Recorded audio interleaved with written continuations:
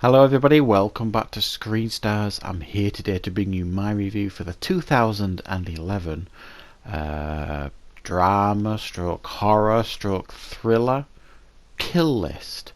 A film that is co-written and directed by Ben Wheatley, and it stars Neil Maskell, Mariana Buring, Michael Smiley and Emma Fryer, as well as Struan Roger. Now, how to explain this one?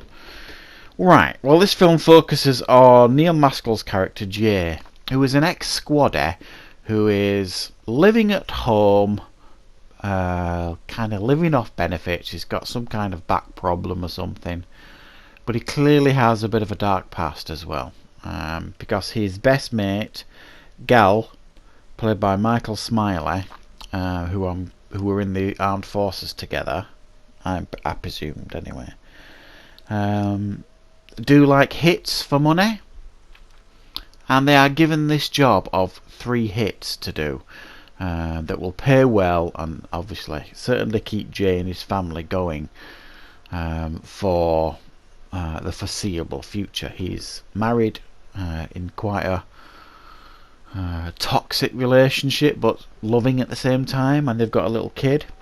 So he goes out to do these 3 hits with his mate, and things take a turn for the violent, the unnatural, and start getting darker and darker as these hits progress, and Jay becomes more and more violent as the movie progresses, and it all escalates to a really strange ending. It's really hard to describe this film.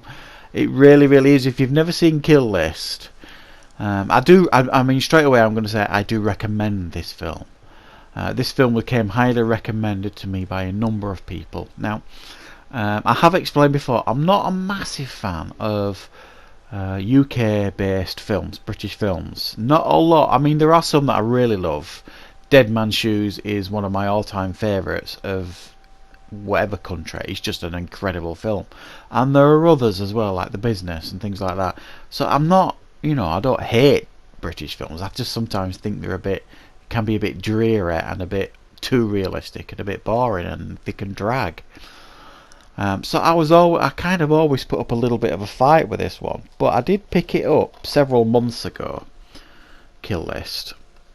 I saw it at CX, and I remembered that it come highly recommended to me by a few people, so I thought, I'll get it, it was cheap enough.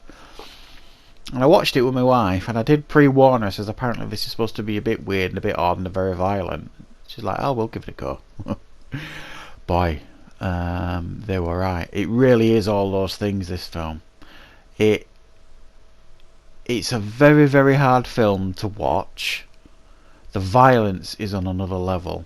It really is. I mean, there are some scenes in this film that are hard to watch. I mean, I couldn't look at them. Very violent. This character Jay is makes you wonder how he can go home to his wife and son when he does some of the things that he does. I mean, he's a incredibly violent individual with so much aggression and anger inside him. It's hard to comprehend. And this job that they're given to do, these hits, they lead somewhere that is somewhere, I don't know, the best way I can describe it is it leads somewhere that is reminiscent, I suppose, of The Wicker Man. That might make a little bit more sense to you, but even weirder probably to some degree, and a devastating end to the film. It doesn't leave you with a good taste in your mouth, this film, you know what I mean? It's a bittersweet film because it's so brilliantly made. I mean, the acting and direction here is fantastic. I mean, brilliant.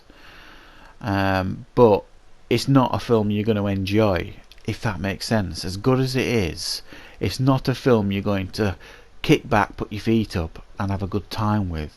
It doesn't want you to have a good time. It wants you to struggle to watch it, this film. That's its aim. That's what it wants from it. and it really delivers. It really delivers. Yeah, I mean it's a slow start.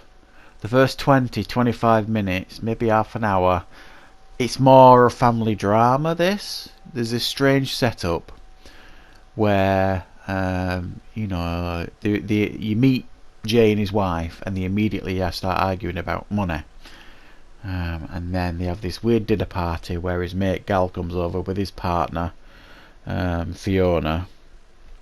And again, there's more arguments. Then there's making up. It's basically it's like a relationship drama. The first 25 minutes or so, half an hour. And then when they start the hits, it feels like a different film. It transitions to that because you do see him be an affectionate husband, even though he argues and they both argue, and there's a lot of anger there. He never lays a hand on his wife, and he's a very loving father to his son, and very loving to his wife when they've made up and they're not arguing. So the start of the film doesn't match the rest of it. It's just a really odd carry on.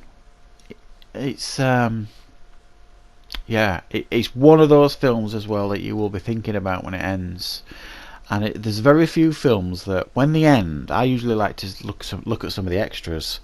Look at documentaries or making of featurettes, interviews with the cast and crew, and all that kind of stuff. And when this film finished, it leaves you feeling so.